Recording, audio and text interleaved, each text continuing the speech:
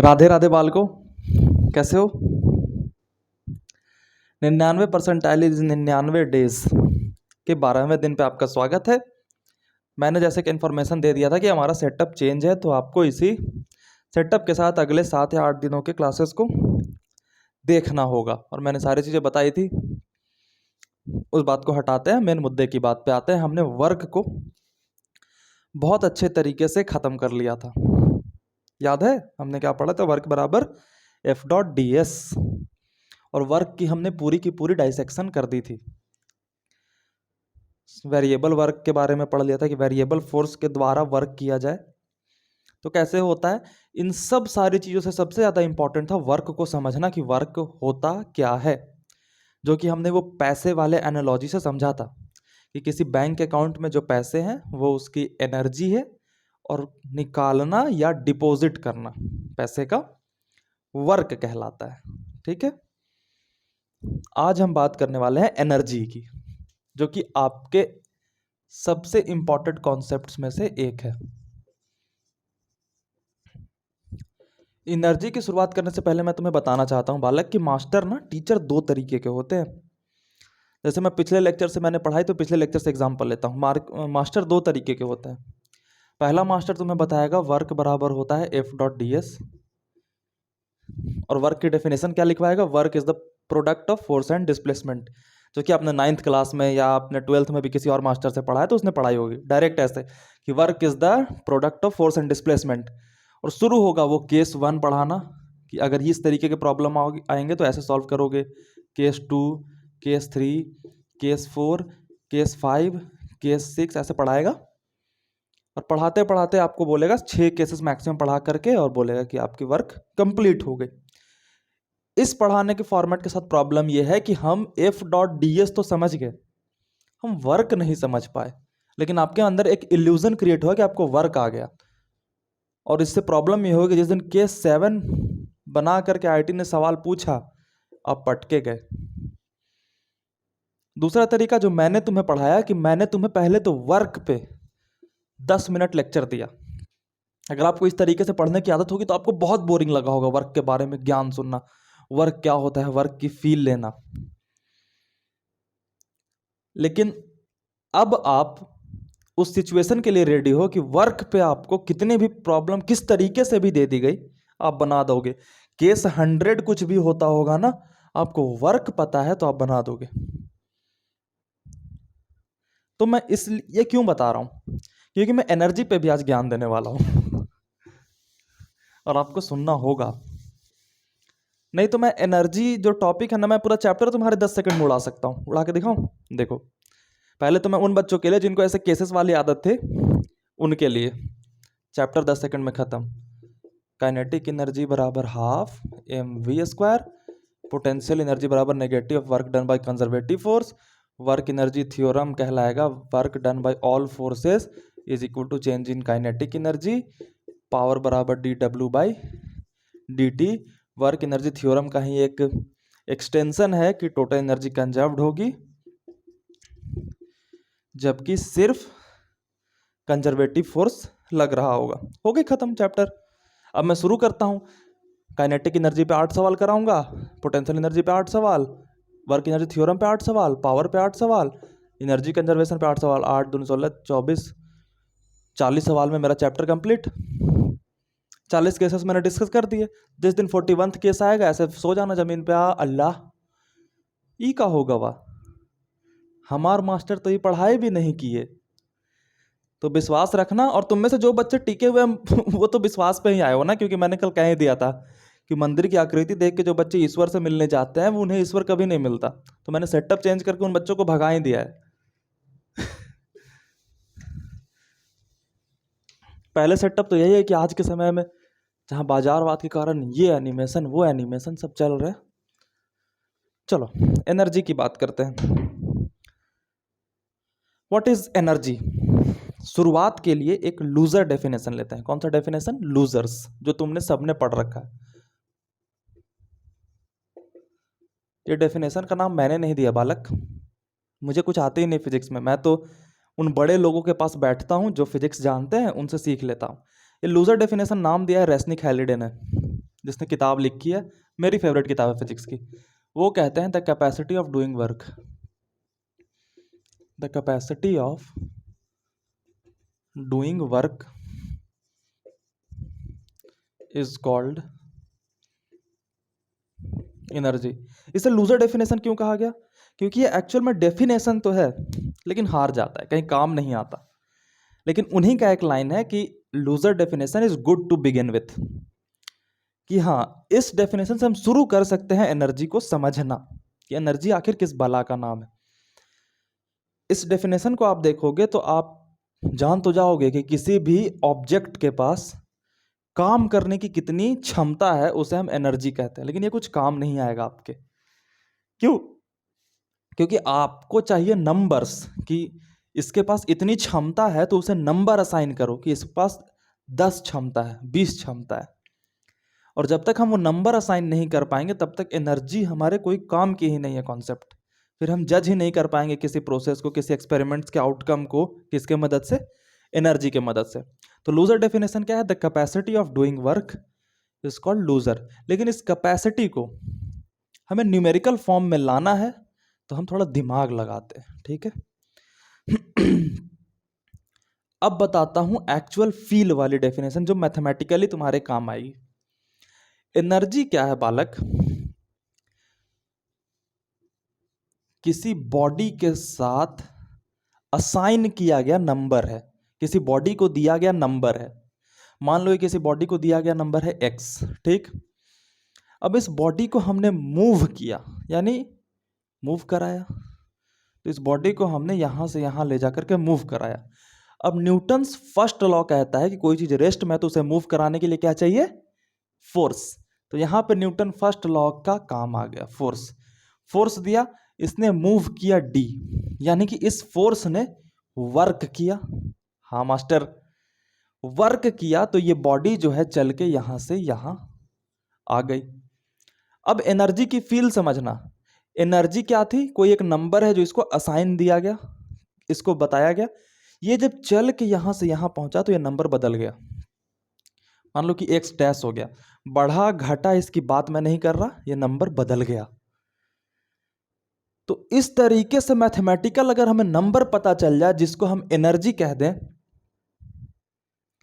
और वो किस तरीके से बदलता है इस बात को हम जान जाए, तो हमें एनर्जी के साथ खेलना आ जाएगा। और उसकी बेसिस क्या होनी चाहिए इस नंबर देने की? कि बालक कैपेसिटी को डिनोट करे ये नंबर। वैज्ञानिक कैसे सोच रहे थे इस बात पे हम पता कर रहे हैं। डायरेक्ट तो मैंने वो 10 सेकंड में चैप्टर ही खत्म कर दिया। वैज्ञानिक कैसे सोच रहे थे कि कैपेसिटी को डिफाइन करना था तो एनर्जी से डिफाइन कर दी, लेकिन मैथमेटिक्स में कैसे इस्तेमाल करे उसका?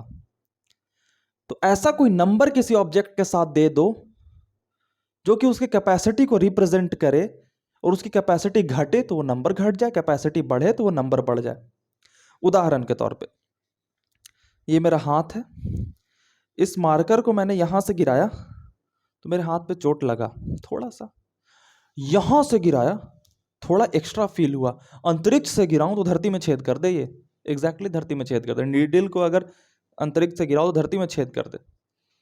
यानी कि यहां से गिराया तो मेरे हाथ को ये नीचे पुश करने की इसकी जो कैपेसिटी थी वो थोड़ी कम थी, यहां से गिराया तो बढ़ी, और ऊपर से गिराया तो थोड़ी और बढ़ी, और हाथ मेरा थोड़ा और नीचे गया। यानी कि इसके द्वारा लगाए गए फोर्स ने मेरे हाथ पे जो काम किया उसकी कैपेसिटीज अलग अलग हैं, अलग अलग जगहों से गिराने पे। यानी कि यहां पे इस मार्कर के पास एनर्जी है कुछ, यहां पे जाहिर सी बात है कुछ, लेकिन यहां से ज्यादा है यहां पे। तो इस चीज को नंबर से रिप्रेजेंट करना, ये चैलेंज आ गई वैज्ञानिकों के सामने, और इसके लिए दिमाग चलाते गए। और दिमाग चलाते चलाते एक्सपेरिमेंट्स का यूज करते करते करते करते उन्होंने एक तरीका डेवलप कर लिया, और तरीका डेवलप करके उन्होंने जान लिया कि कैसे एनर्जी के नंबर्स को हम असाइन करते हैं किसी ऑब्जेक्ट के साथ, और उन नंबर से फिर हमें खेलने की विधियां दी गई। और वो नंबर कौन सा है? वो नंबर बताता है कैपेसिटी को रिप्रेजेंट करने का तरीका। मतलब वो नंबर है कैपेसिटी को रिप्रेजेंट करने का तरीका।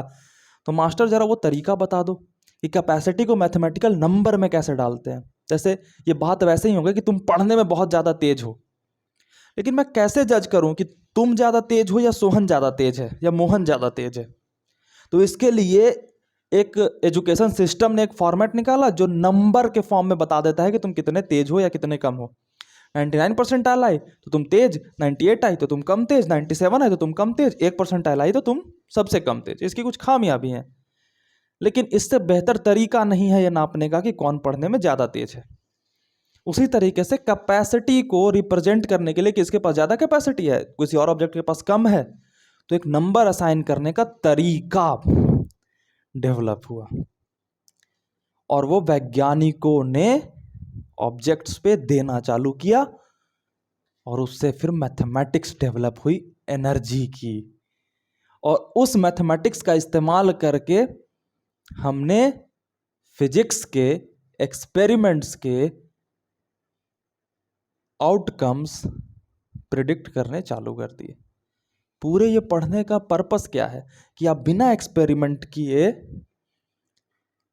किसी एक्सपेरिमेंट का आउटकम क्या आएगा उसे प्रिडिक्ट कर पाओ। आप बिना किसी बॉल को यहां से गिराए मैथमेटिक्स लगा करके ये बता पाओ कि वो नीचे जाएगा तो उसकी वेलोसिटी कितनी होगी। फिजिक्स को पढ़ने का पर्पस क्या है? आप यहां से रॉकेट छोड़ करके बिना रॉकेट के चांद पे पहुंचे ये बता पाओ कि रॉकेट कितने तारीख को कितने बजे पहुंचेगा। फिजिक्स का पर्पस है।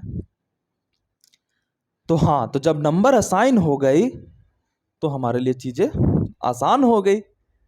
और वो नंबर असाइन करने का जो तरीका था वो आपको जानने की जरूरत नहीं है। लेकिन मैं उसी एनालॉजी को जो मनी वाली थी उसे बस 30 सेकेंड्स में फिर से तुम्हारे सामने रिकैप करता हूं, क्योंकि वही परफेक्ट एनालॉजी है समझाने की। ये भी मेरी एनालॉजी नहीं है, रेस्निक हैलिडे ने किताब में समझाई है। तो दुनिया में कुछ भी खरीदने या बेचने के लिए पैसों की जरूरत होती है, वैसे ही दुनिया में किसी भी फिजिकल वर्क को करने के लिए एनर्जी की जरूरत होती है। तो energy is the currency of physics. अब किसी चीज को करना है, यहां से यहां मूव करना है, तो या तो एनर्जी ट्रांसफर होगी या एनर्जी ट्रांसफॉर्म होगी। ठीक है, एनर्जी क्या, कैपेसिटी, या तो कैपेसिटी ट्रांसफर होगी या ट्रांसफॉर्म होगी। ठीक है, गॉट इट। तो अब उस कैपेसिटी को नंबर दिया गया, एक्स वैक्स कुछ भी, और एक्सपेरिमेंटली वो नंबर असाइन करना हमने सीख लिया। यानी कि हमने पैसे को न्यूमेरिकल वैल्यू नंबर में असाइन करना सीख लिया। ठीक, तो वो हो गया पैसे, जो हो गया क्या हो गया, एनर्जी। और पैसे को निकालना या पैसे को डिपॉजिट करना क्या कहलाया, वर्क। ठीक, अगर हमने किसी चीज से पैसे निकाले तो वो कहलाता है पॉजिटिव वर्क, और अगर हमने किसी चीज में पैसे डाले तो वो कहलाता है नेगेटिव वर्क। ठीक, अब एनर्जी की हम न्यूमेरिकल चीजों को फील करने की कोशिश करते हैं।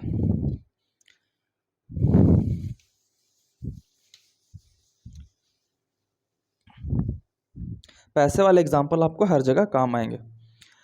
अब हमारा जो 12th तक का सिलेबस है वो बेसिक फॉर्म ऑफ एनर्जी के बारे में डील करना सिखलाता है। सबसे बेसिक, शुरू इंसान चलना सीखा, पहाड़ पे चढ़ना सीखा, तो चलने के दौरान उसके पास काइनेटिक वाली एनर्जी आ गई, और पहाड़ पे चढ़ा तो उसके पास पोटेंशियल वाली एनर्जी आ गई। शुरू इंसान ने तीर चलाना सीखा, पोटेंशियल एनर्जी से खेलना सीखा। बात करेंगे उसके बारे में। तो दो कॉमन फॉर्म ऑफ एनर्जीज के बारे में हमें पढ़ना है, एक काइनेटिक, एक पोटेंशियल। इन दोनों एनर्जी को जब हम समझ लेंगे तो उसके बाद जाएंगे वर्क एनर्जी थ्योरम पे, उसके बाद हम समझेंगे एनर्जी कंजर्वेशन को, और उसके बाद पावर पे जाकर के अपने चैप्टर को खत्म करेंगे। तो स्वागत है तुम्हारा, यहां से हम सिलेबस वाली चीज शुरू कर रहे हैं। राधे राधे। आई होप कि तुम सबकी तैयारी बहुत अच्छी चल रही होगी। Loser definition, the capacity of doing work is called energy. Mathematically हमें कौन सा काम आएगा, मैथमेटिकली आएगा वो न्यूमेरिकल वैल्यू जो असाइन करने का तरीका साइंटिस्ट ने ढूंढा है। किसे कैसे ढूंढा जानने की जरूरत नहीं है। काइनेटिक एनर्जी, दो फॉर्म की एनर्जी पढ़नी है, काइनेटिक एनर्जी। ठीक है, इसका भी एक लूजर डेफिनेशन होगा, हाँ होगा। Energy possessed by a body by virtue of its motion is called kinetic energy. यानी कि किसी भी बॉडी के पास अगर उसकी गति के कारण काम करने की कैपेसिटी हो तो उसे हम क्या कहेंगे? Kinetic energy. ये लूजर डेफिनेशन क्यों? क्योंकि ये डेफिनेशन है, मैथमेटिकली इसका काम नहीं आएगा। मैथमेटिकली क्या काम आएगा कि साइंटिस्ट्स के द्वारा वो नंबर जिसके माध्यम से हम कंपेयर कर सके कि इस बॉडी के पास ज्यादा काइनेटिक एनर्जी, इस बॉडी के पास कम काइनेटिक एनर्जी। ये नंबर कैसे असाइन हुए मास्टर? कुछ बताओ ना, आप ऐसे फैक्ट बता दोगे तो कैसे काम चलेगा? अरे बालक, बताता हूँ, ठीक है। देखो थोड़ा सा 2 मिनट फील के लिए। मैंने बैंक में पैसे रखे, फिर मैंने उसे निकाला या जमा किया उसमें और एक्स्ट्रा, ठीक है। निकालने वाली एग्जांपल लेते हैं। बैंक में मैंने 100 रुपए रखे, क्या मैं किसी बैंक में मेरे अकाउंट में 100 रुपए हैं तो मैं उसे 100 रुपए से ज्यादा निकाल सकता हूं? बिल्कुल नहीं। मैक्स टू मैक्स कितना निकाल पाऊंगा बालक? 100 रुपए, ठीक है। निकाल दिया 100 रुपए, इमेजिन करो। तो अब बताओ मुझे कि पहले एनर्जी आई या पहले वर्क आया? ऐसे चैप्टर में हम पढ़ रहे वर्क एनर्जी पावर, पहले वर्क पढ़ा, फिर एनर्जी पढ़ा, फिर पावर पढ़ेंगे। लेकिन इसमें प्राइम कौन है? प्राइम है एनर्जी। कि अकाउंट में पैसे हैं तभी मैं उससे निकाल सकता हूं, या किसी और जगह पे पैसे हैं तो वहां से लेकर के मैं इस अकाउंट में डाल सकता हूं। यानी कि पहले एनर्जी आई फिर वर्क आया, ठीक है। खास बात देखो ना, कितना फिजिक्स की मजेदार बात है कि सबसे लास्ट में वर्क आता है, पावर भी वर्क से पहले आता है। एनर्जी कितनी रेट से निकल रही है उसे हम पावर कहते हैं। एनर्जी बाप है, लेकिन एनर्जी को डिफाइन करके अब बेटे के नाम पे कैपेसिटी ऑफ डूइंग वर्क, काम करने की कैपेसिटी को हमने एनर्जी कहा। रीजन इसका यह है कि बालक एनर्जी की अपनी पहचान नहीं है बालक।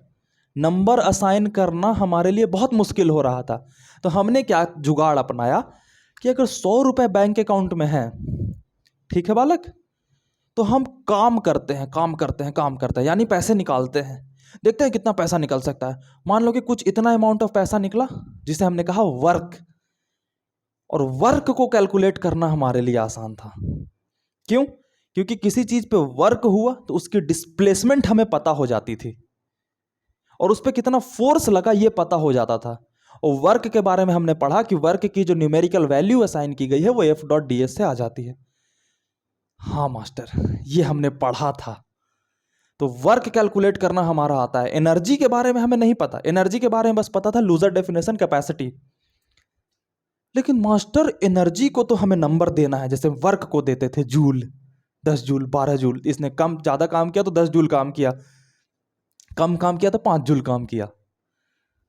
एनर्जी के लिए नंबर की बात आने लगी, तो जितना बैंक अकाउंट से पैसा निकाला उसको कैलकुलेट करा मैक्सिमम। अच्छा इतना पैसा निकला, 100 रुपए निकले, यानी अकाउंट में 100 रुपए थे। तो हमने एनर्जी को भी न्यूमेरिकल वैल्यू देना चालू कर दिया। किसके कंपैरिजन से? वर्क के कंपैरिजन से। इतना वर्क हुआ तो इतनी कैपेसिटी थी तेरी भाई, 99% ले आए तो 99% परसेंटाइल की कैपेसिटी थी तुम्हारी। तो एनर्जी को हमने वर्क के रेफरेंस में डिफाइन करना चालू कर दिया, और इसी से बन जाता है वर्क एनर्जी थ्योरम, जो हम बात करेंगे भविष्य में। लेकिन अभी हम बात करते हैं पहले टाइप की एनर्जी पे, काइनेटिक एनर्जी पे, ठीक है। एनर्जी के बारे में छोटी छोटी बातें जो ऊपर और लिख लेते हैं वो जो बेकार की बात है। यूनिट होता है इसका जूल। क्यों जूल हुआ? क्योंकि इसकी यूनिट जूल है। अच्छा एक बात बताओ, एनर्जी की यूनिट जूल है इसलिए वर्क की यूनिट जूल होती है, या फिर वर्क का यूनिट जूल है इसलिए एनर्जी का यूनिट जूल होता है? हमने एनर्जी को भले ही वर्क के कंपैरिजन में कैलकुलेट करना सीखा, न्यूमेरिकल वैल्यू देना सीखा, लेकिन पापा आज भी एनर्जी है। बेटा उससे पैदा हुआ वर्क नाम का, तो हम कह देते हैं कि एनर्जी की यूनिट जूल है, उसके कॉपी में वर्क की यूनिट जूल है, ठीक। इसका यूनिट भी वैसे अर्ग होगा, सीजीएस में ऐसा यूनिट जूल होता है, ठीक है। डायमेंशंस आप निकाल लोगे। काइनेटिक एनर्जी, अब हम थोड़ा फास्ट चलते हैं सिलेबस की चीजों पे। काइनेटिक एनर्जी क्या कहते हैं कि by virtue of motion the energy possessed by an object by virtue of its motion is called kinetic energy। यानी कोई भी बॉडी में गति है, उस गति के कारण उसके पास कार्य करने की कोई क्षमता है, तो उस क्षमता को कहेंगे काइनेटिक एनर्जी। सिंपल सी बात है, आखिर तो एनर्जी कैपेसिटी ही है, क्षमता ही है। तो the capacity of doing work by virtue of its motion, यानी मोशन के कारण, इज कॉल्ड काइनेटिक एनर्जी। चट, हाथ मेरा पीछे गया, यानी कि इसके पास कुछ एनर्जी थी जिसने मेरे हाथ पे फोर्स लगाया और वो आगे चला गया, यानी कि इस मार्कर ने कुछ वर्क किया, करवाया मेरे हाथ के द्वारा। ठीक है, तो हमने कहा कि अच्छा इस मार्कर के पास मोशन था तो इसके पास एनर्जी थी, ये तो फील हो गई काइनेटिक एनर्जी की। अच्छा काइनेटिक एनर्जी कुछ होता है, नंबर कैसे असाइन करें जिससे कि बात कर पाए मास्टर? बस नंबर असाइन कर देते। कैसे मास्टर? बच्चा काइनेटिक एनर्जी की वैल्यू जो होती है वो होती है 12mv²। कैसे आया मास्टर? जानने की जरूरत नहीं है, बताना मुझे आता है।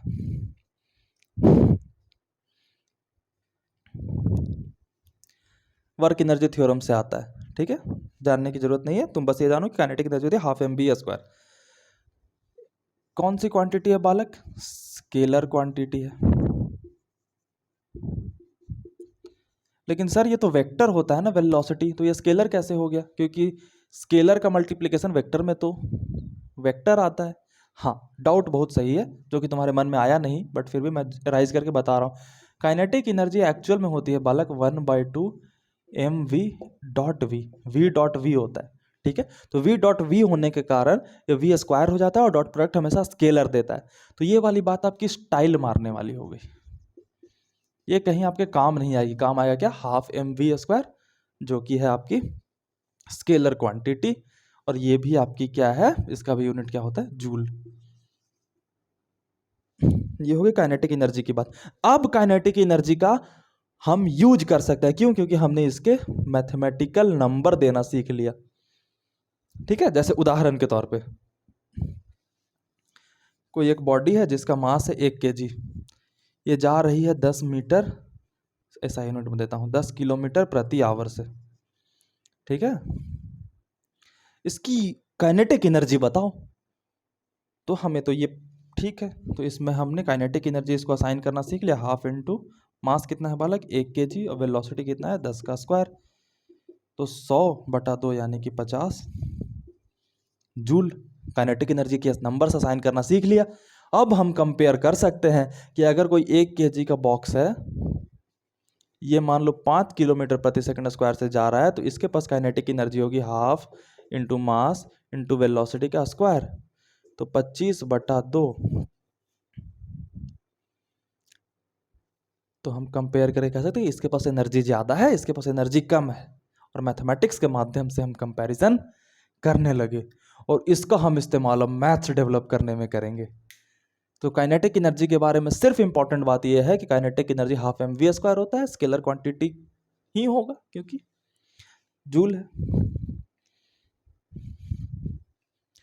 एक इंपॉर्टेंट बात इसके बारे में हमें जानना होता है कि क्या काइनेटिक एनर्जी फ्रेम पे डिपेंड करता है?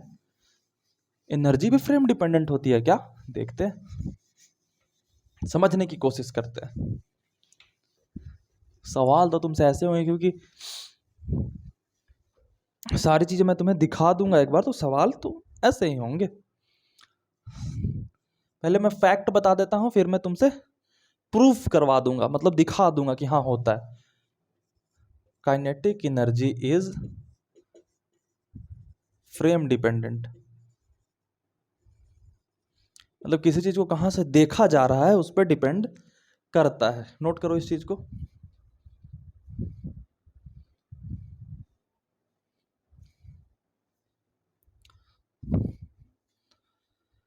कैसे मास्टर? सबसे पहले तुम्हें छोटा सा एक्सप्लेनेशन तो यहीं से मिल जाएगा। 12mv², वेलोसिटी, किसी भी पार्टिकल की वेलोसिटी मैंने कही 10 मीटर प्रति सेकंड। क्या ये सेंटेंस सही है? नहीं मास्टर। क्यों मास्टर? क्योंकि 10 मीटर प्रति सेकंड जैसे ही मैंने कहा, तुमने पूछा कहां से देख रहे हो उसे जो 10 मीटर प्रति सेकंड लगी। अगर तुम किसी पार्टिकल के साथ चल रहे हो तो उसकी वेलोसिटी तुम्हारे लिए 0 है।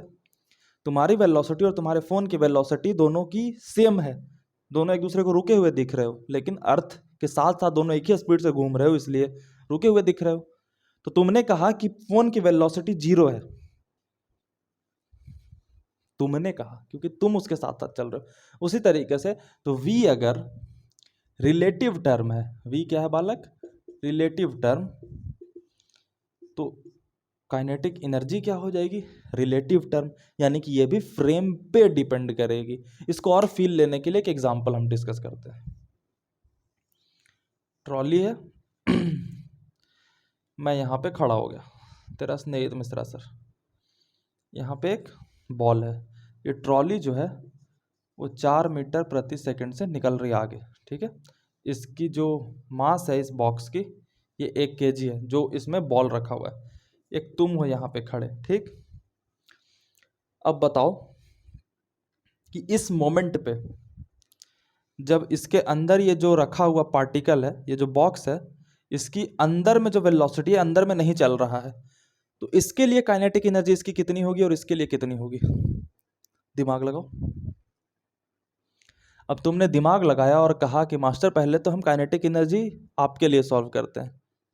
काइनेटिक एनर्जी फॉर मेरे प्यारे स्नेहित मिश्रा सर, हाफ मास 1 और वेलोसिटी इसको कितनी दिख रही है, 0 दिख रही है। तो काइनेटिक एनर्जी मेरे लिए क्या हो गई, 0। लेकिन तुम जो जमीन पे खड़े हो सुंदर बालक, इसके लिए काइनेटिक एनर्जी क्या हो गई, सुंदर बालक के लिए आपको इसकी वेलोसिटी 4 मीटर प्रति सेकंड दिख रही है, क्योंकि इसके साथ ये जा रहा है।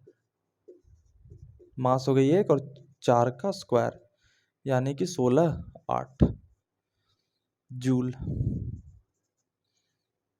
जूल नहीं, क्योंकि ये एसआई यूनिट में नहीं, ठीक है। तो बताओ, इसके पास मेरे लिए तो काइनेटिक एनर्जी 0 है और इसके पास आपके लिए काइनेटिक एनर्जी 8 है। तो मास्टर क्या कैपेसिटी ऑफ डूइंग वर्क भी अलग अलग हो जाएगी, हैं? ये क्या बात हुई, एक्चुअल में एनर्जी कैपेसिटी है और सिर्फ कहां से देख रहे हो इस बात पर डिपेंड करता है कि इस चीज की कैपेसिटी कितनी है। हाँ, उदाहरण के तौर पे आपको किसी मास्टर ने मारा हाथ से, स्टिक से, ठीक है, तो स्टिक के पास तो काइनेटिक एनर्जी आ गई, तो आपको चोट लगना चाहिए, तो आपने ऐसे रोक के रखा, चोट लग गई।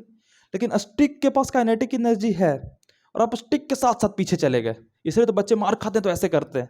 क्यों? क्योंकि उन्हें पता है कि energy is the frame dependent, और जैसे ही फ्रेम चेंज करूंगा तो मैं स्टिक के साथ साथ पीछे जाऊंगा, तो स्टिक की रिलेटिव वेलोसिटी मेरे हाथ के कंपैरिजन में 0 हो जाएगी और उसके पास काइनेटिक एनर्जी खत्म हो जाएगा, तो वो वर्क ही नहीं कर पाएगा मेरे हाथ में, यानी कि स्टिक का जो फोर्स है वो मेरे हाथ पे डिस्प्लेसमेंट क्रिएट नहीं कर पाएगा, यानी कि मुझे चोट नहीं लगेगा।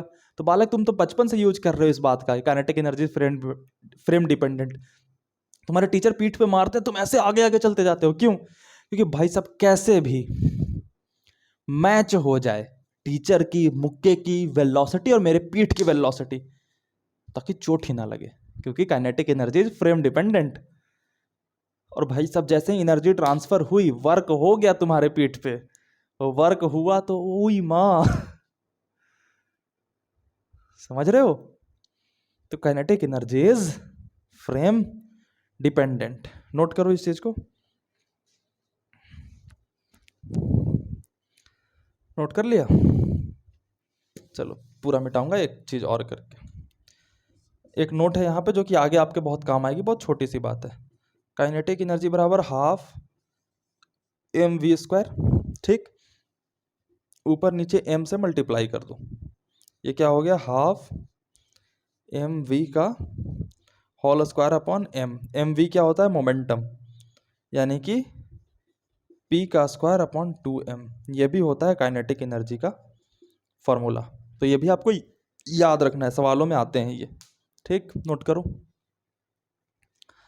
नोट कर मेरे बालक।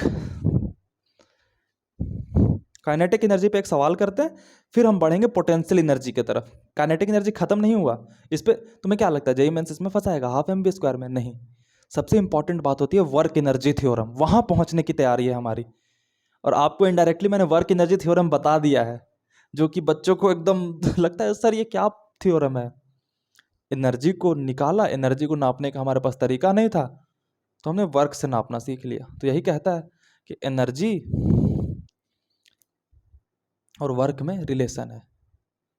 वो जो वर्क एनर्जी थ्योरम है वो काइनेटिक एनर्जी को यूज करता है कि work done by all forces is equal to change in kinetic energy. बात भी सही है। किसी में 10 रुपए की काइनेटिक एनर्जी थी, उसमें से मैंने किसी किसी वर्क का मतलब पैसा देना या पैसा लेना, पैसा ले लिया 5 रुपए, तो ठीक तो बात हुई। कितना वर्क किया? 5 रुपए का।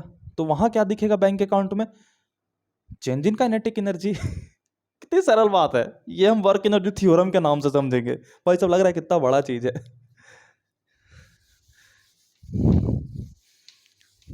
ये फिजिक्स याद रखना कि ये फिजिक्स जो है ना वो 600-700 साल पहले डेवलप हुई है। तो कितना ही सोच रखा होगा वहां उस टाइम के लोगों ने। यार ये बात हमेशा मान के चलना है कि तुम इनसे एडवांस हो जिन्होंने ये चीजें सोच रखी हैं। ये हमारा फिजिक्स अभी चलना सीख रहा है, बालक वाला चाल। क्वेश्चन देता हूं कि प्रोजेक्टाइल मोशन का क्वेश्चन है कि if kinetic energy becomes half at maximum height,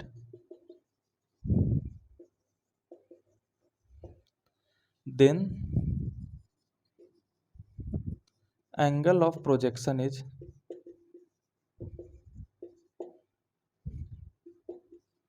यानी कि कोई पार्टिकल को u वेलोसिटी से फेंका गया, उसकी जो मैक्सिमम हाइट पे जब जाता है तो उसकी जो काइनेटिक एनर्जी है वो इनिशियल काइनेटिक एनर्जी से हाफ हो जाती है। तो बताओ कि कितना प्रोजेक्शन ऑफ एंगल पे फेंका गया था। Try to solve this. If kinetic energy become half at the maximum height, then the angle of projection is what?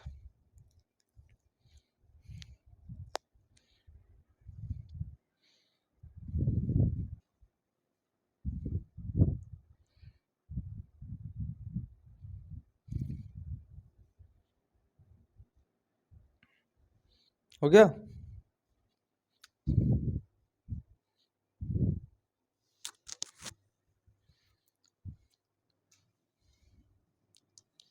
मान लो कि किसी को प्रोजेक्टाइल पे ऐसे फेंका गया है ना, u वेलोसिटी से, तो इसकी इनिशियल काइनेटिक एनर्जी क्या होगी बालक? हाफ एम वी स्क्वायर होता है तो half M you square. Maximum height पे गया। मैक्सिमम हाइट के बारे में आपको पता है कि मैक्सिमम हाइट कब होती है? जब इसका जो वी वाई डायरेक्शन वाला है वो 0 हो जाता है। हाँ मास्टर, ऑब्वियस ही बात है, प्रोजेक्टाइल में आपने गरज गरज के पढ़ाया था। और आपको पता है कि ये एंगल ऑफ प्रोजेक्शन कहलाता है और इस डायरेक्शन में काम करती है यू कॉस थीटा, जो कि कभी चेंज नहीं होती क्योंकि इस डायरेक्शन में कोई एक्सेलरेशन काम नहीं करता। यानी कि मैक्सिमम हाइट पर भी सिर्फ ये वेलोसिटी बचती है। यानी मैक्सिमम हाइट पर जो काइनेटिक एनर्जी है वो क्या होगी बालक?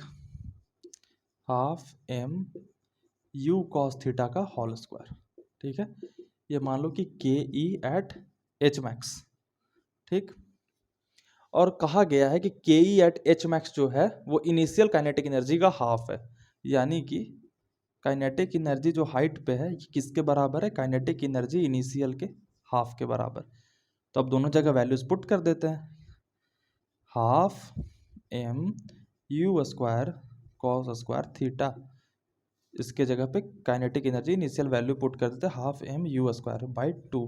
यानी कि ये 2 यहाँ से हट के यहाँ पे हो जाएगा 2 गुना 2। 1 2 से 1 2 कैंसिल, एम से एम कैंसिल, यू स्क्वायर से you square cancel. Cos square theta की वैल्यू आ गई 1/2। तो कॉस थीटा की वैल्यू आ गई 1/√2, यानी कि थीटा की वैल्यू आ गई 45 डिग्री, है ना। चलो बढ़िया, काइनेटिक एनर्जी के माध्यम से हमने एक सवाल कर लिया। नोट करो इसे, नोट कर लिया। अब हम चलते हैं समझने पोटेंशियल एनर्जी को, और उसके बाद हम समझेंगे वर्क एनर्जी थ्योरम, और उस पर अब सवाल करना चालू करेंगे। और फिर उस पर ढेर सारे सवाल करते हुए आपको काइनेटिक एनर्जी पोटेंशियल एनर्जी की फील दिलवाऊंगा, और उसके बाद हम पावर की तरफ बढ़ेंगे। आई होप कि आज का लेक्चर थोड़ा सा लंबा होगा लेकिन लेक्चर कंप्लीट होगा, यानी वर्क एनर्जी और पावर आज की आपकी आज ही खत्म होने वाली है। इसके बाद मजे से हम सर्कुलर मोशन शुरू करेंगे। तो चलो पोटेंशियल एनर्जी देखते हैं, जो कि दूसरी ऐसी एनर्जी है जो कि बहुत कॉमनली यूज होती है।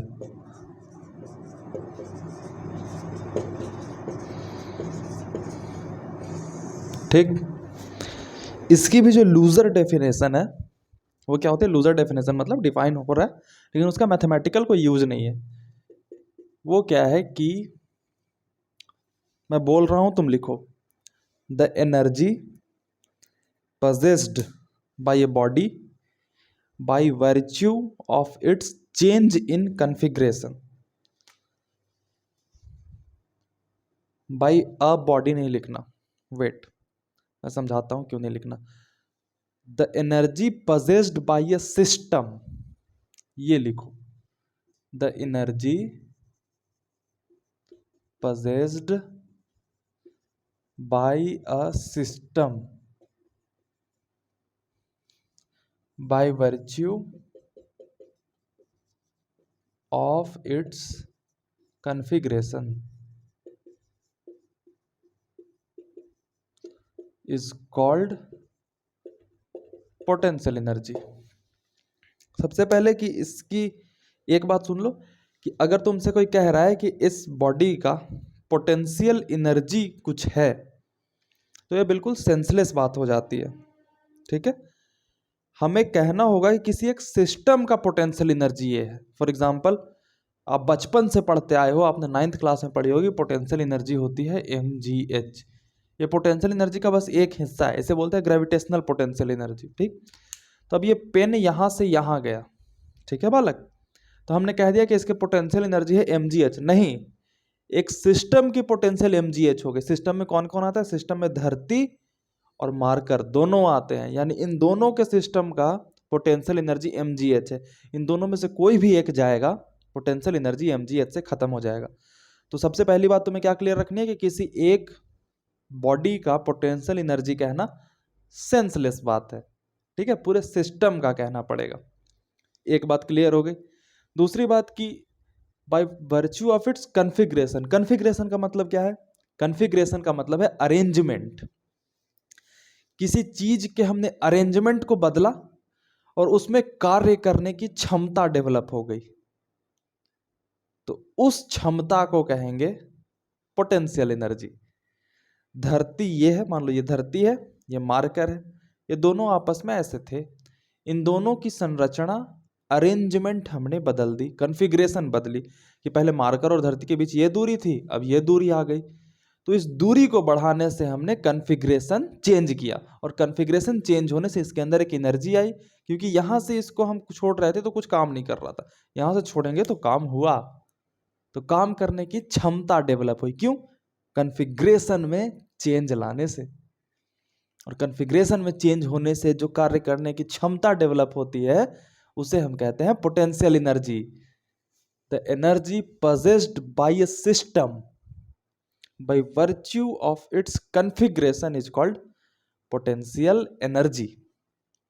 इसके बारे में थोड़ा सा एक बहुत सुंदर एग्जांपल है, वो समझने की कोशिश करना कि ये पैदा कैसे होती है। मैंने एक टमाटर को ऊपर फेंका, ठीक है, तो मैंने यहां हाथ से फेंकने वक्त कुछ काइनेटिक एनर्जी दी उसको, है ना बालक? यहाँ पे इमेजिन करो, मैंने इस टमाटर को ऊपर फेंका तो मैंने इसको काइनेटिक एनर्जी दी। किसको? टमाटर को। ठीक है, अब इसके ऊपर नीचे की तरफ लग रहा है ग्रेविटेशनल फोर्स mg। m क्या है? टमाटर का वजन। अब क्या होगा? टमाटर धीरे धीरे धीरे धीरे ऊपर जाएगा, स्पीड कम होती जाएगी और एक समय आएगा जब यहां से नीचे लौटना चालू करेगा। ठीक, बहुत सुंदर। यानी कि mg के द्वारा ऊपर जाने के क्रम में एक वर्क किया गया। मान लो कि ये h ऊपर गया, तो mg के द्वारा ऊपर जाने के क्रम में कितना वर्क किया गया बालक? mg कांस्टेंट फोर्स है, h जो है वो डिस्प्लेसमेंट है, तो वर्क 1 मान लो क्या हो जाएगा? mg h, और इन दोनों के बीच एंगल क्या है? डिस्प्लेसमेंट ऊपर और फोर्स नीचे, यानी cos 180 डिग्री, यानी माइनस आ गया, यानी कि नेगेटिव वर्क किया गया। अब मैंने नेगेटिव वर्क के बारे में क्या बताया था बालक? नेगेटिव वर्क किसे कहेंगे?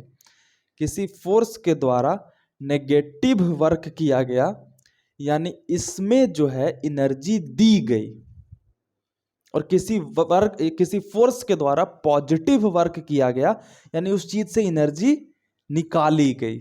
ठीक है, तो हमने इसको दी काइनेटिक एनर्जी शुरू में बॉडी को, mg नीचे लग रहा है, h ऊपर जा रहा है, यानी इस फोर्स के द्वारा इस पे नेगेटिव वर्क किया गया, यानी इसको इस फोर्स के माध्यम से कोई ना कोई एनर्जी दी गई जो कि बाद में निकाली जाएगी इसी फोर्स के द्वारा। कौन सी एनर्जी हम गौर करते हैं? ये जैसे जैसे ऊपर जा रहा है इसकी काइनेटिक एनर्जी कमते जा रही है और इस पोजीशन पे पहुंच गया तो इसके पास एक एनर्जी आ गई जिससे कहा हमने पोटेंशियल एनर्जी। वर्क से रिलेट करने की कोशिश करना कि mg नीचे, डिस्प्लेसमेंट ऊपर, वर्क कौन सा हुआ? नेगेटिव। और नेगेटिव वर्क का मैंने मतलब क्या बताया था कि जब किसी चीज को कोई एनर्जी दी जाए किसी फोर्स के माध्यम से तो कहलाता है कि उस फोर्स ने उस पर नेगेटिव वर्क करा। ठीक है, जैसे मैंने तुम्हें 10 रुपए दिए तो मैंने उधारी क्या करी? मैंने निगेटिव उधारी ली। उसी तरीके से mg ने ऑपोजिट डायरेक्शन में लग के इस पे वर्क किया तो नेगेटिव वर्क हुआ, दिख रहा है। और नेगेटिव वर्क से हम समझते हैं कि किसी बॉडी को कुछ एनर्जी देना। तो ये mg के कारण इस टमाटर में जो ऊपर जाने पे एक एनर्जी आ जाती है उसे कहते हैं पोटेंशियल एनर्जी। और ये क्या होगा आप देखना, अब पोटेंशियल एनर्जी आने की वजह से इसमें कार्य करने की क्षमता डेवलप हो गई टमाटर में। अब mg क्या करेगा? इससे पोटेंशियल एनर्जी निकाल सकता है कार्य करवाने के लिए। देखते हैं, टमाटर वापस से नीचे आने लगेगा और h दूरी नीचे आ जाएगा, जमीन क्योंकि यहीं पे है बालक। अब ये नीचे आ गया टमाटर, डिस्प्लेसमेंट नीचे हुई और इस पे mg किधर काम कर रहा था? नीचे काम कर रहा था। तो यहां से यहां भेजने के लिए तो मुझे काइनेटिक एनर्जी देनी पड़ी, है ना? तो मैंने एनर्जी दी तो यहां से यहां तक कैपेसिटी ऑफ डूइंग वर्क इसमें डेवलप हुई। तो मेरे द्वारा दी गई एनर्जी के कारण ये यहां से यहां पहुंचा। यहां से यहां लाने के लिए मैंने कोई एनर्जी नहीं दी, तो कैसे आ गई भाई साहब? क्योंकि वर्क तो हुआ। वर्क कैसे हुआ? ये फोर्स लगी, ये डिस्प्लेसमेंट लगी। सोचो बालकों की तरह, बच्चों की तरह सोचो कि भाई साहब नीचे से ऊपर ले जाने को तो स्नेहित मिश्रा सर ने एनर्जी दे दी, टमाटर चला गया। ऊपर से नीचे कैसे आ गया? ये ऊपर से नीचे आने में नीचे की डायरेक्शन में एक फोर्स लगा, डिस्प्लेसमेंट हुआ, वर्क हुआ, और वर्क एनर्जी का ट्रांसफर होता है। यानी एनर्जी यहां से यहां आने में तो ट्रांसफर हुई है। कौन सी एनर्जी? स्नेहित मिश्रा सर ने काइनेटिक एनर्जी नहीं दी ऊपर जाके। अच्छा, वो वाली एनर्जी जो इसने नेगेटिव वर्क करके इसमें डाली थी, और वही एनर्जी है पोटेंशियल एनर्जी। और ये जो पूरा का पूरा काम हुआ ये पोटेंशियल एनर्जी के कारण ही हुआ। तो सोचने वाली बात है कि जितनी एनर्जी इसको ऊपर जाने में मिली होगी, नीचे आने में वो उतनी एनर्जी के जितना ही काम करेगा। भाई साहब किसी ने मुझे 10 रुपए दिए तो मैं उसको कितने लौटाऊंगा? 10 रुपए ही। तो किसी फोर्स ने इसको पोटेंशियल एनर्जी दी, कुछ एक्स अमाउंट दिया, तो लौटाएगा कितना? उतना ही पोटेंशियल एनर्जी निकाल के काम कर पाएगा, है ना? तो देखते हैं कि नीचे आते हुए ये कितना वर्क करता है। देखते हैं बालक, W2 mg नीचे और डिस्प्लेसमेंट में नीचे उत्तरी, जितना दिया इस mg ने यहां तक जाने में, वो क्या था? mgh। नेगेटिव वर्क बता रहा है कि दिया गया, उतना ही नीचे आने में इसने निकाल लिया। हाँ, यानी कि ऊपर जाकर के जो इसमें एनर्जी डेवलप हुई थी वो नीचे आने में निकाल ली। और ये एनर्जी क्यों आई? क्योंकि धरती और टमाटर के सिस्टम का कॉन्फ़िगरेशन चेंज हुआ, यानी कि टमाटर ऊपर गई, यानी धरती और टमाटर के बीच की दूरी बढ़ गई, और इस दूरी बढ़ने से इसमें एक पोटेंशियल एनर्जी जनरेट हो गई, जिसने कि यहां से यहां आने में कार्य में मदद की। ठीक, इस एग्जाम्पल से तुम्हें एक चीज समझनी है कि बालक, किसी में जितना पोटेंशियल एनर्जी दी मैंने किसी फोर्स के द्वारा, वो फोर्स उतनी ही पोटेंशियल एनर्जी निकाल सकता है। यानी कि यहां से टमाटर यहां गया और यहाँ आया, यानी work done in a complete cycle कितना हो रहा है बालक? mgh W1 क्या था? W1 क्या है? -mgh, तो मैंने यहाँ लिख दिया मान लो, और W2 क्या है? +mgh, तो यहाँ लिख दिया। ये दोनों कट के हो रहे हैं 0। अब किसी फोर्स के द्वारा वर्क होता है, हाँ, और वैसा फोर्स जिसके द्वारा एक साइकिल में किया गया वर्क डन 0 हो, उस फोर्स को कहते हैं कंजर्वेटिव फोर्स। और एक्चुअली में आपको मैंने पढ़ाया भी था कि वो कंजर्वेटिव फोर्स होता है कौन? Gravitational force. तो अब हमें बात क्या समझनी है? सबसे पहले पोटेंशियल एनर्जी की खास बात मैंने क्या बताई कि किसी फोर्स के द्वारा कॉन्फ़िगरेशन को बदलने में किसी बॉडी को, किसी सिस्टम को एक पोटेंशियल एनर्जी मिलेगी, ठीक। अब उसी सिस्टम को रिवर्स किया जाए तो पोटेंशियल एनर्जी निकल जाएगी।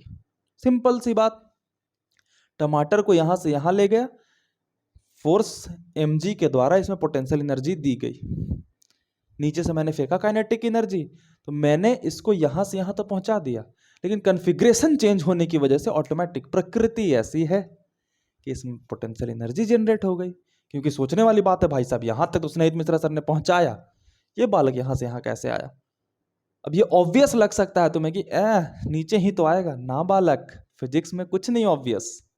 फिजिक्स में एप्पल के पेड़ से सेब नीचे गिरना, जब तक आपको ऑब्वियस लगेगा तब तक आप ग्रेविटेशन नहीं खोज पाओगे। तो ये इतनी बड़ी बात है, कंजर्वेटिव फोर्स के द्वारा देखा गया यहां पे एनर्जी का खेल।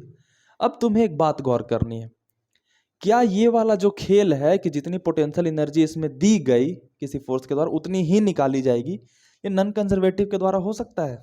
सोचो, फ्रिक्शन नॉन कंजर्वेटिव, इमेजिन करो फ्रिक्शन है, मैंने इस बॉक्स को चला करके यहां से यहां ले आया, ठीक है, तो क्या इसमें कोई एनर्जी आ गई? फिर इस बॉक्स को यहां से मैं वापस लेके यहां आ गया, तो फ्रिक्शन के द्वारा इसमें कोई एनर्जी जनरेट हुई? नहीं। यानी कि मास्टर, पोटेंशियल एनर्जी किसी बॉडी में सिर्फ कंजर्वेटिव फोर्स के माध्यम से जनरेट किया जाता है। हाँ, जो कि समझ में आ गया हमें, और जिसको आपके मास्टर लोग क्रिटिसाइज नहीं, छोड़ो, जिसको आपको हर जगह बता दिया जाता है कि जो डेल्टा यू होता है वो minus work done by conservative force होता है।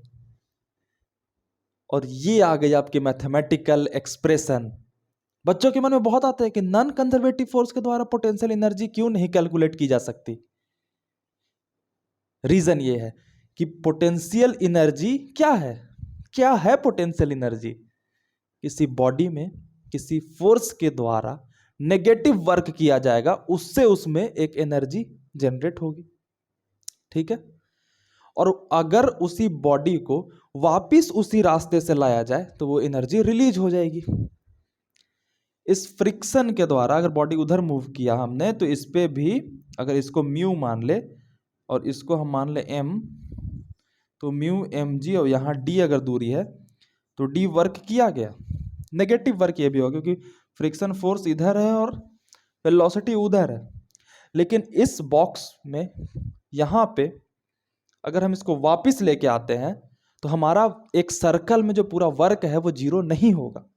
और जीरो नहीं होने का मतलब क्या हुआ कि ये यहां से यहां गया, तो फ्रिक्शन फोर्स ने नेगेटिव वर्क करके जो इसको एनर्जी दिया वो यहां से यहां आने में पॉजिटिव होना चाहिए था, यानी पोटेंशियल एनर्जी कम नहीं चाहिए थी, वो हुआ नहीं। यहां से यहां आने में भी देखोगे कि नेगेटिव वर्क डन ही हुआ क्योंकि फ्रिक्शन इधर लगेगा और डिस्प्लेसमेंट इधर होगा। तो नॉन कंजर्वेटिव फोर्सेस के द्वारा पोटेंशियल एनर्जी क्रिएट नहीं की जा सकती। तो भाई साहब, पोटेंशियल एनर्जी का खेल ही पूरा का पूरा क्या है? कंजर्वेटिव फोर्सेस का। और उसी से हमारी बात आती है, कौन सा बालक? डेल्टा यू बराबर डब्ल्यू सी, यानी work done by conservative forces. Negative क्यों आया? क्योंकि हम पोटेंशियल एनर्जी की बात नीचे नहीं कर सकते ना, पोटेंशियल एनर्जी की बात जब टमाटर हाइट पे पहुंच जाएगा तब करेंगे, और यहाँ पे हाइट पे पहुंच गया तो हमने बोला कि अच्छा ठीक है, इसमें पोटेंशियल एनर्जी आ गई। अब बताओ भाई साहब कि ये पोटेंशियल एनर्जी कितनी है, बताओ कितनी है। तो देखते हैं कि यहां से कंजर्वेटिव फोर्स के द्वारा वर्क कितना किया गया। तो वर्क तो -mgh किया गया, तो यहाँ पे -mgh लिखेंगे और माइनस माइनस मिलकर प्लस हो जाएगा, यानी कि इसके पास अब पोटेंशियल एनर्जी कितनी आ गई, mgh। इससे क्या क्या पता लग पाएगा, इससे ये पता लग पाएगा कि mg अगर फोर्स नीचे की तरफ लगे तो यहां h तक आने में इसकी जो पोटेंशियल एनर्जी है वो निकल जाएगी, ये बात है। तो डेल्टा U बराबर WC नेगेटिव साइन के साथ। बच्चों की जिज्ञासा आती है कि मास्टर ये डेल्टा U क्यों लिखा आपने, बताओ डेल्टा U क्यों लिखा, सिर्फ U लिखते कि इसके पास पोटेंशियल एनर्जी इतनी है। ना बालक, ना ना ना ना, रीजन समझाता हूं, समझने की कोशिश करना। सबसे पहले आपके लिए इंपॉर्टेंट पॉइंट क्या है, ये डेफिनेशन, उसके बाद ये एग्जाम्पल टमाटर वाला, ठीक है। उसके बाद मैं इसको लिखवाता हूँ थोड़ा ढंग से, रुक जाओ, मजा आएगा। तुम पोटेंशियल एनर्जी तुमने ऐसे कभी फील नहीं की होगी, क्योंकि ये जब तुम्हारे दिमाग के इंट्यूशन में कॉन्सेप्ट्स बैठ जाते हैं ना तो चीज़ें आसान होती हैं, और ये चीज़ें किसी को बोरिंग भी लग सकती है। मैं तुम्हें बताऊं, एक कॉन्सेप्ट बताता हूँ सिलेक्शन का, ठीक है। 1 मिनट का ज्ञान है, सुन लो। इसको नहीं सुनना वो स्किप मत करो, लेक्चर छोड़ के भागो यहाँ से, क्योंकि यहाँ के राजा हम है ना प्यार से रोक रहा हूँ। सिलेक्शन ना ऐसे होता है, ये टीचर का लेवल और ये स्टूडेंट का लेवल, ठीक है। थोड़ा सा नीचे स्टूडेंट का लेवल, टीचर का लेवल, ये होता है सिलेक्शन कॉम्बिनेशन, ठीक है। कि टीचर ये है, स्टूडेंट ये है, ये दोनों मिलकर सिलेक्ट करवाते हैं स्टूडेंट को, गॉट इट। लेकिन सब स्टूडेंट इस लेवल के नहीं होते बालक, कुछ स्टूडेंट इस लेवल के होते हैं, और इस स्टूडेंट को ही पता है कि ये टीचर सिलेक्शन करवाता है, तो ये क्या कोशिश करता है कि इसी टीचर से जाके बॉन्डिंग बनाए। और यूट्यूब पे तो सब खुले हैं, तो सोचता है कि इसी टीचर पे जाकर के हम स्टिक हो जाए। प्रॉब्लम हो जाएगी, इस टीचर का करियर भी जाएगा, क्योंकि ये बच्चा जो है यहाँ था और ये बोला है कि टीचर ने मुझे पढ़ाया ही नहीं। इस बच्चे के लिए क्या करना चाहिए कि इसको ये टीचर ढूंढना चाहिए। ये सिलेक्शन नहीं करवाएगा, मुझे भी पता है, लेकिन ये आपको यहाँ लेके आएगा, फिर यहाँ का टीचर पकड़ो यहाँ लेके आएगा, फिर यहाँ का टीचर पकड़ो फिर यहाँ लेके आएगा, फिर यहाँ का टीचर पकड़ो फिर यहाँ लेके आएगा, और फाइनली आप उस लेवल पे हो जाओगे जो इस टीचर के साथ कंबाइन कर पाओ, और फिर सिलेक्ट हो जाओगे। बड़ी गलती क्या होती है यहाँ के बच्चों की कि ये इस टीचर को पकड़ता है और जिंदगी भर इसी पे लगा रहता है 2 साल के लिए पूरा, मूव मूव मूव। इसीलिए तो अच्छे कोचिंग्स में रिसफलिंग टेस्ट होते हैं। ये वाला जो टीचर है वो स्टार बैच में पढ़ा रहा है, और सारे बच्चे रिसफल हो के प्रोग्रेस हो के इस बैच में आते हैं, और जो यहाँ पे खराब परफॉर्म कर रहा है वो नीचे चले जाते हैं। तो इसीलिए तो मैं कहता हूं ना कि मुझे 5 पांडव चाहिए, दुर्योधन की बड़ी सेना नहीं चाहिए। दुर्योधन की सेना में जो लोग हैं वो ऐसे ऐसे टर्न होते होते आ जाएं ऊपर, ठीक है। ईगो नहीं कर रहा मैं, बस जो वास्तविकता है उससे अवगत करा रहा हूं, क्योंकि मैं सबको सूट नहीं कर पाऊंगा, धैर्य चाहिए, ठीक है। कॉन्फ़िगरेशन के कारण होता है। मैथमेटिकली जो विनर फॉर्मूला है वो डेल्टा U बराबर minus work done by conservative forces, got it, note करो इसे, minus work done by conservative forces.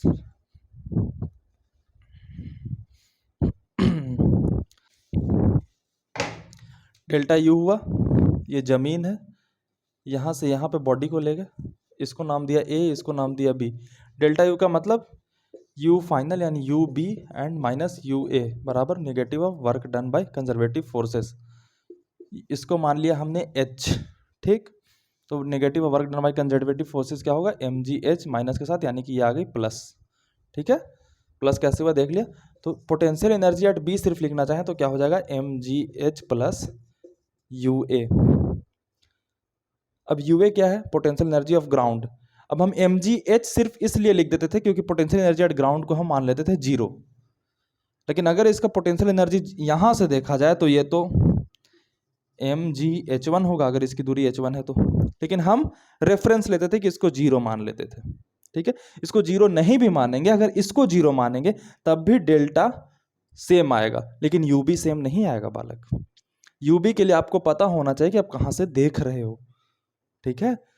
तो यू बी निकालने के लिए आपको पता होना चाहिए कि यू ए की ग्रेविटेशनल पोटेंशियल एनर्जी कितनी है, लेकिन डेल्टा यू के लिए कभी कुछ पता नहीं होना चाहिए। तो इसलिए हम डेल्टा यू लिखते हैं कंजर्वेटिव फोर्सेस के द्वारा। चलो आगे बढ़ते हैं कि अलग अलग पोटेंशियल एनर्जीज के बारे में पढ़ते हैं। जैसे दो पोटेंशियल एनर्जी खास पढ़ने हैं, gravitational potential energy and elastic potential energy. दोनों को फटफट निकालते हैं, फिर वर्क एनर्जी थ्योरम पे चलते हैं और फिर सवाल करेंगे। इसके बारे में एक खास बात लिख लो कि जो यू है सिर्फ potential energy, depend on reference, but change in potential energy है वो do not depend on reference. लिखो।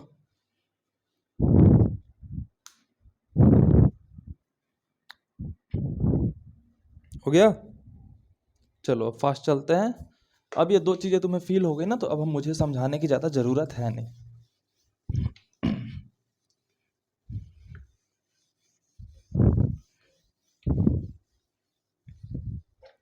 पोटेंशियल एनर्जी में दो खास पोटेंशियल एनर्जी आपको 11th-12th के कॉन्सेप्ट में पढ़ने हैं।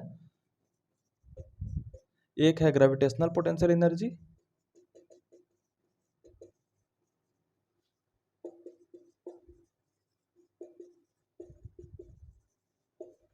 और एक है elastic potential energy. Gravitational potential energy हम पहले पढ़ लेते हैं। ग्रेविटेशनल पोटेंशियल एनर्जी किस फोर्स के कारण जनरेट होगी? ग्रेविटेशनल फोर्स क्या है? कंजर्वेटिव है? हाँ है। चलो ठीक है, तो कंजर्वेटिव फोर्स के कारण जनरेट होगी। तो कंजर्वेटिव फोर्स किसी, इसका मास है m, तो इस पे नीचे लगेगा mg।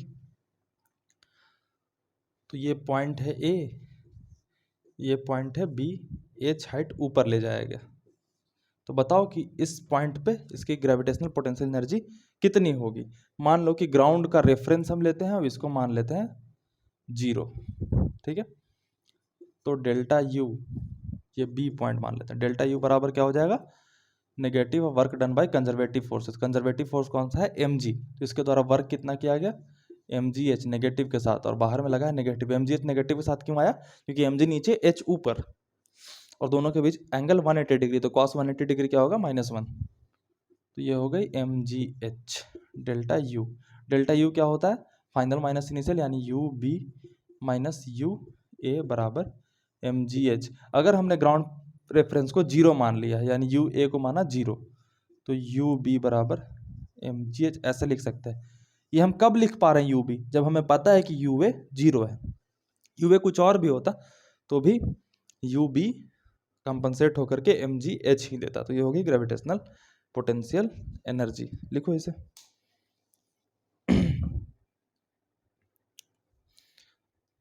अगर हम इसी बॉक्स को नीचे लाएं, h नीचे लेते हैं, ठीक है, तो इसमें कितनी पोटेंशियल एनर्जी होगी? इसको मान लो c, तो work done by conservative forces. तो डेल्टा यू बराबर, कंजर्वेटिव फोर्स कौन सा है? mg, और डायरेक्शन नीचे की तरफ ही है h, तो यानी कि negative work done by conservative force क्या हो गया? यहाँ पे mgh हो गया। नेगेटिव क्या आ गई? ये वाली नेगेटिव। यानी कि यहाँ पे जो पोटेंशियल एनर्जी दिख रहा है वो हमें नेगेटिव दिख रहा है, लेकिन ये पोटेंशियल एनर्जी नेगेटिव नहीं दिख रहा, ये change in potential energy negative दिख रहा है। नेगेटिव पोटेंशियल एनर्जी कभी नेगेटिव नहीं हो सकता, स्केलर है ना।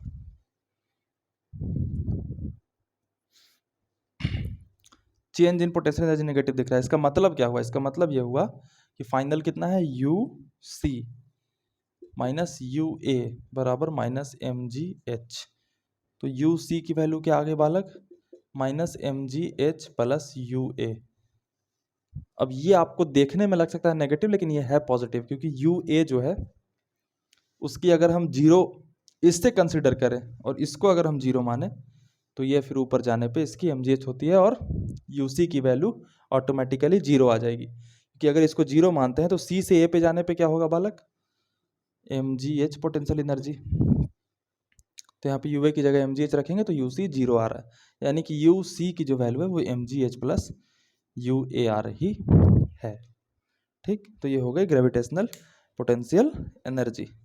इलास्टिक पोटेंशियल एनर्जी की बात करते हैं।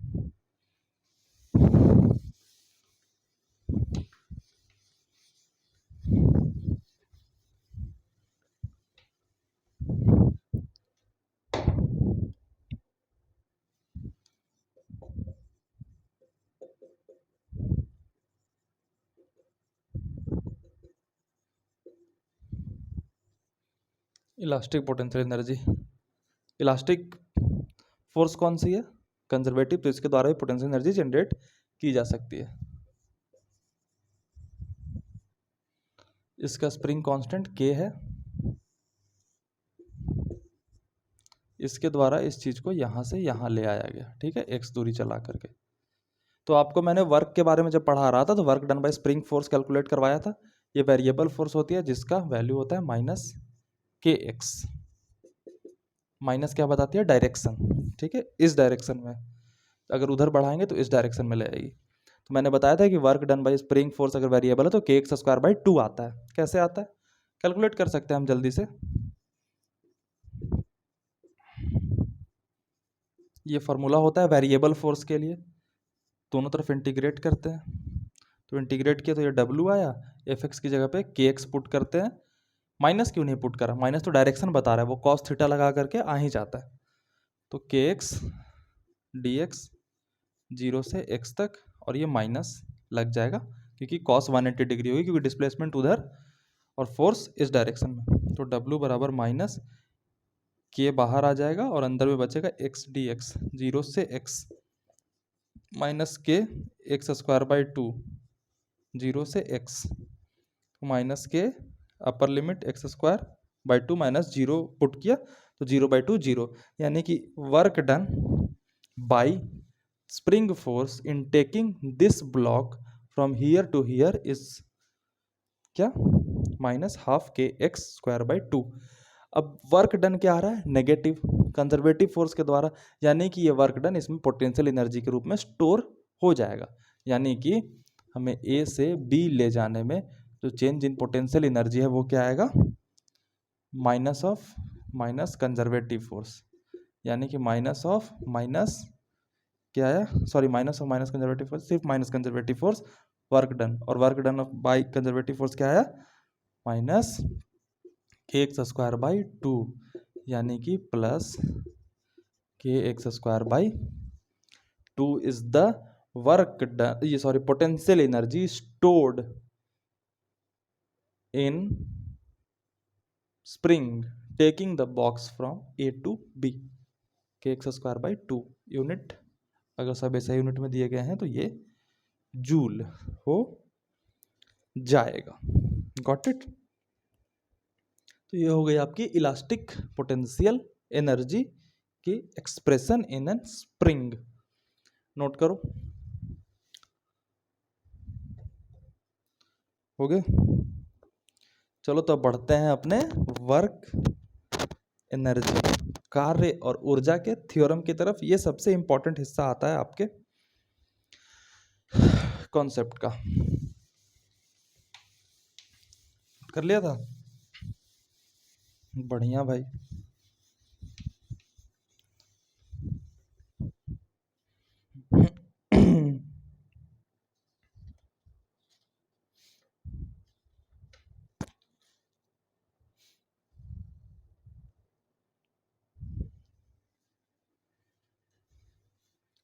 चलो शुरू करते हैं वर्क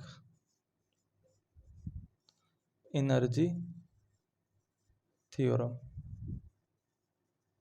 इसका सिंपल सा कहना है कि work done by all the forces is equal to the change in kinetic energy. इसका थियोरेटिकल प्रूफ मैंने लेक्चर के दौरान पहले ही बता दिया था, बैंक से पैसा निकालने वाला वो। मैथमेटिकल प्रूफ यहाँ पे देखेंगे। सबसे पहले इसका स्टेटमेंट लिखो। क्या स्टेटमेंट है? The work done by all the forces, ठीक है, is equal to the change in kinetic energy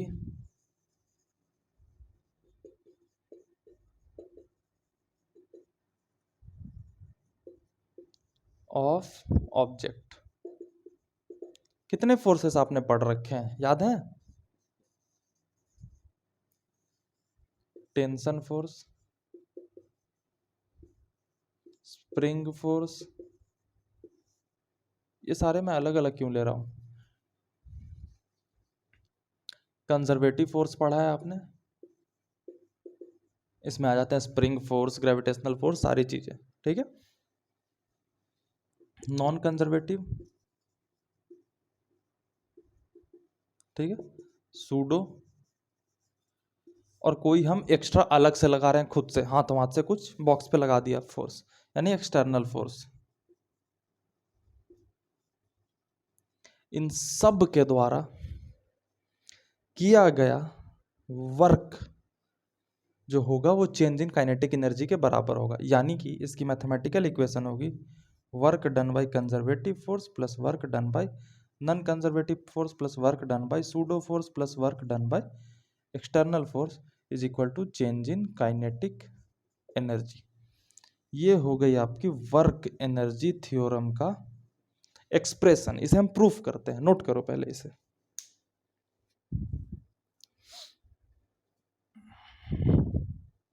note कर लिया?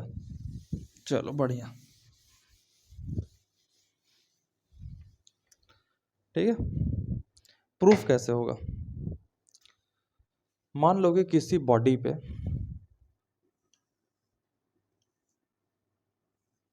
कोई बॉडी है एम मास का, इस पे मैंने स्प्रिंग लटका दिया है। स्प्रिंग लटकाया नहीं है, स्प्रिंग को खींच के ऊपर ले गया। इसका नेचुरल लेंथ ये था, तो ये के ऊपर ले गया है, सॉरी एक्स ऊपर ले गया है इसे, ठीक है, खींच के। तो इस पे नीचे की तरफ माइनस के एक्स लग रहा होगा, यानी कि फोर्स ऑफ स्प्रिंग लग रहा होगा। इस पे नीचे एम जी लग रहा है, ठीक। इस पे मैंने कोई एक्सटर्नल फोर्स लगा दिया, एफ नॉट मान लो, ठीक। और कोई फोर्स, सूडो फोर्स लगाते हैं। मान लो कि यहाँ पे लिफ्ट में कोई बंदा खड़ा है, ठीक है, जो कि खुद ऊपर जा रहा है, इसके एक्सेलरेशन ऊपर की तरफ है, ठीक है। तो पलट करके एक्सेलरेशन इसको दे करके सूडो फोर्स किधर लग जाएगा बालक? Mass of the object and acceleration of the observer. तो एम एस इधर लग गया, यानी सूडो फोर्स नीचे की तरफ लगा। ये जितने भी फोर्सेस थे, ठीक है, सबको मिला करके एक नेट फोर्स आएगा। हाँ मास्टर आएगा, लिखते हैं। इसमें spring force m g force conservative है, यानी इन दोनों को एक में ही लिख लेते हैं, F C plus F non conservative. मान लो यहाँ फ्रिक्शन भी काम कर रहा है इस दीवार पे, तो नॉन कंजर्वेटिव फ्रिक्शन भी आ गई, प्लस वर्क फोर्स एक्सटर्नल, ये वाली external force, plus pseudo force भी मान लेते हैं, एफ सूडो। ये टोटल क्या आ जाएगा? F net. समझ में आई इतनी? इन सबको जोड़ के एफ नेट आ जाएगा कुछ। लिखो इस चीज को, एफ नेट।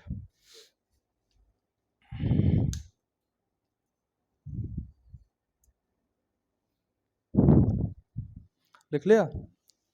अब एफ नेट क्या होता है बालक? मास इनटू नेट एक्सेलरेशन, जो कि ए लिख दिया। मान लो कि इसके पास कुछ एक्सेलरेशन ए आ गया सारे फोर्सेस के कारण, तो एक नेट फोर्स डेवलप हुआ, उसके कारण इस बॉक्स पे एक्सेलरेशन आ गया, ठीक है। M v d v upon d x. ये कैसे लिख दिया रे छोरे? एक्सेलरेशन का फॉर्मूला होता है m d v upon d x, और प्रूफ करने के दरमियान हमें इसी फॉर्मूले की जरूरत है, इसलिए मैंने यही लिखा, m d v upon d x. इधर क्या है? इधर है F C plus F N C plus F external plus F pseudo. अब डी एक्स को उठा करके इधर लेते आते हैं, तो F C d x plus F N C d x plus F external d x plus F pseudo d x बराबर एम वी डी वी। अब जब भी आपको डी एक्स डी वी ये सब दिखता है, तो आप क्या लगाते हो? इंटीग्रेशन का साइन। ये एफ सी डी एक्स क्या है बालक, जब इंटीग्रेशन में लगता है? बिल्कुल सही, work done by conservative forces. ये क्या है? Work done by non conservative forces. ये क्या है? Work done by external forces, ये क्या है, work done by pseudo force, और इसको इंटीग्रेट करते हैं। मान लो कि कोई इनिशियल वेलोसिटी u थी, फाइनल वेलोसिटी v है, मास तो कांस्टेंट है, वो बाहर आ जाएगा, m v square by 2 initial से फाइनल u से v, तो ये क्या हो जाएगा, हाफ m बाहर v square minus u square. इसको ऐसे लिख सकते हैं, half m v square minus half m u square. ये क्या है, kinetic energy final minus kinetic energy initial. Work done by all the forces is equal to change in kinetic energy, हो गया आपका प्रूफ। और ये कहता है आपका वर्क एनर्जी थ्योरम। अब इसको अलग अलग केसेस में हम स्टडी करेंगे, और थर्ड केस के द्वारा जो रिजल्ट आएगा वो आपका सबसे इंपॉर्टेंट होगा। और अब हम प्रश्नों की शुरुआत कर सकते हैं। बताओ इसे, चलो भाई केसेस लेते हैं अब work energy theorem.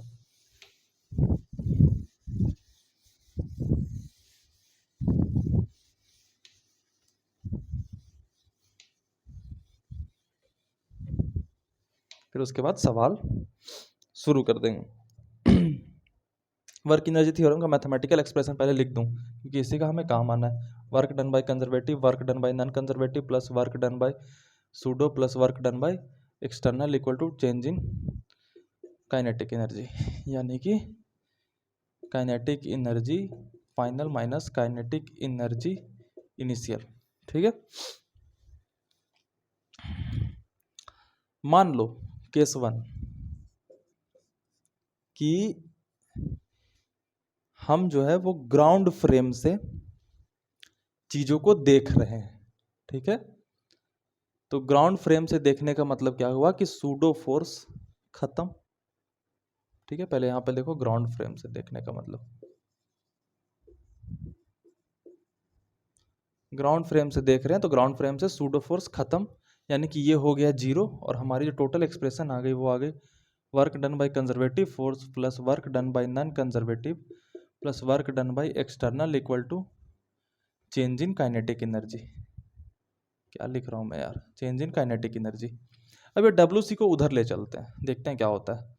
Work done by non conservative plus work done by external equal to delta K E minus WC। ठीक, अब माइनस WC क्या होता है, माइनस WC होता है चेंज इन पोटेंशियल एनर्जी, यानी कि delta K E plus delta U.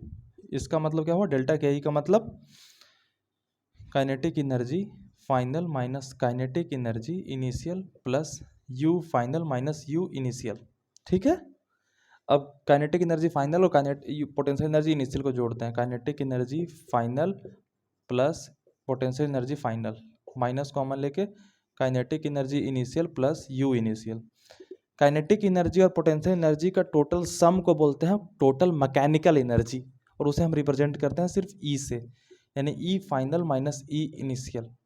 इसका मतलब क्या हुआ कि work done by non conservative force and external force क्या होगा, total final mechanical energy minus total initial mechanical energy के डिफरेंस के बराबर, यानी कि ये डेल्टा ई के बराबर होगा। क्या, work done by non conservative force और work done by external force.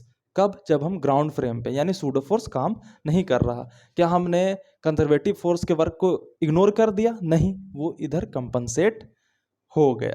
ठीक है, तो ये नोट करो, आगे बढ़ते हैं।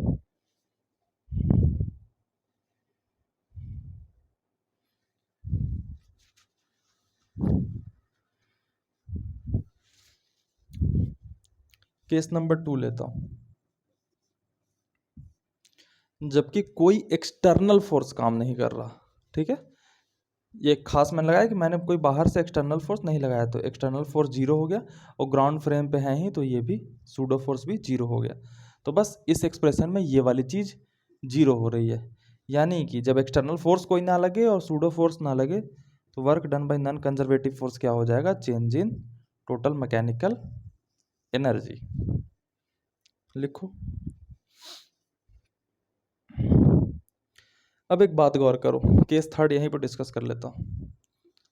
केस थर्ड, कि कोई सरफेस है जो फ्रिक्शन लेस है, उस पे फोर्सेस लगेगा। तो फ्रिक्शन लेस पे जो फ्रिक्शन फोर्स है वो नहीं लगेगा, और फ्रिक्शन फोर्स क्या है, नॉन कंजर्वेटिव, यानी कि वहां पे नॉन कंजर्वेटिव फोर्स भी क्या हो जाएगी, जीरो।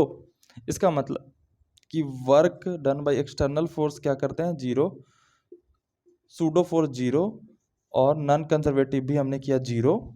ये अगर कंडीशन सेटिस्फाई होती है कि किसी सिस्टम में एक्सटर्नल फोर्स नहीं लग रहा, सूडो नहीं लग रहा, और नॉन कंजर्वेटिव नहीं लग रहा, जैसे कि सवाल मैं करवाऊंगा, तो क्या होगा, ये सारी टर्म जीरो हो जाएगी और हो जाएगा डेल्टा ई बराबर जीरो, यानी ई फाइनल माइनस ई इनिशियल बराबर जीरो, यानी कि ई फाइनल बराबर ई इनिशियल, यानी total mechanical energy of A system is conserved when no external work is done, no work done by pseudo force is present, no work done by non-conservative force is present। ये हो गए आपके work energy theorem के theoretical aspects. और अब हम करना चालू करते हैं इस पे ढेर सारे सवाल, क्योंकि सवाल ही सवाल करने हैं अब। ठीक है, थियोरेटिकली मैंने आपका 70% चैप्टर कर दिया है खत्म। ठीक है, चलो।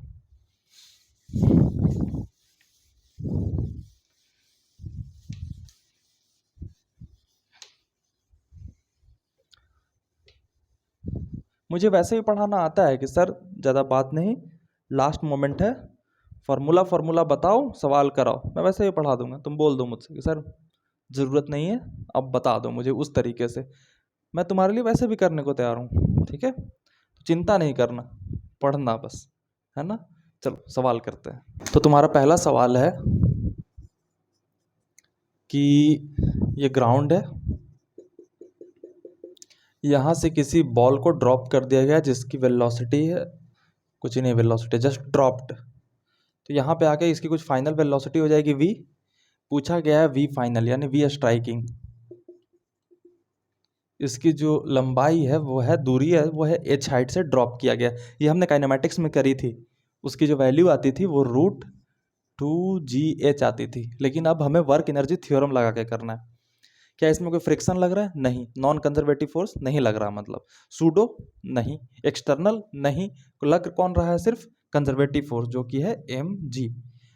तो जब कंजर्वेटिव फोर्स सिर्फ लगता है तो क्या हमें पता है वर्क एनर्जी थ्योरम के माध्यम से बालक, कि E initial equal to E final, यानी कि ई इनिशियल का दो हिस्से होते हैं, kinetic energy initial plus potential energy initial equal to kinetic energy final plus potential energy final. Kinetic energy initial कितनी है, ड्रॉप किया गया, इनिशियल वेलोसिटी जीरो, यानी हाफ mv, वेलोसिटी कितनी है, जीरो, तो kinetic energy initial zero. Potential energy initial mgh। अब तो आप ये लिखना सीख गए होंगे फास्टली। काइनेटिक एनर्जी फाइनल कितनी है, मान लो फाइनल वेलोसिटी v है, तो हाफ mv²। और पोटेंशियल एनर्जी फाइनल, ये ग्राउंड पे आ गई तो इसकी पोटेंशियल एनर्जी फाइनल जीरो होगी। ये mgh कब हुई, पोटेंशियल एनर्जी इनिशियल, जब ग्राउंड की पोटेंशियल एनर्जी हमने जीरो मान ली, क्योंकि हम फिर ui तो लिख ही नहीं सकते, डेल्टा ui लिखने की आदत है। तो हमने ui बराबर क्या लिखा था, देखा था ना, mgh प्लस u, ये वाला ग्राउंड। अब इसको हमने जीरो माना इसलिए हमने इसको ये लिख दिया है।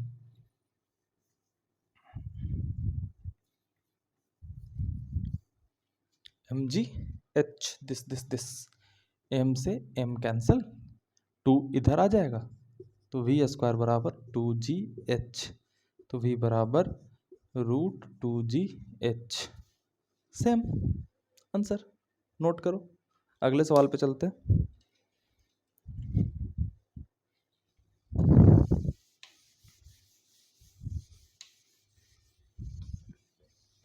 पूरा मिटाता हूं अब 99 परसेंटाइल।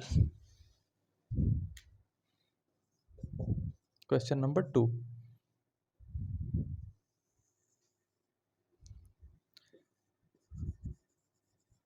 स्प्रिंग की नेचुरल लेंथ है ये, यानी यहाँ से ये x कंप्रेस हुआ पड़ा है।